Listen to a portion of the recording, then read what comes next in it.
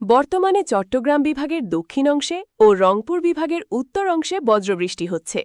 আজকে দেশের বেশ কয়েকটি বিভাগেই বিক্ষিপ্তভাবে ছড়িয়ে ছিটিয়ে কিছুটা বজ্রবৃষ্টি হতে পারে, তাই যারা রোদের কাজ করবেন তারা বাড়তি সতর্ক থাকবেন।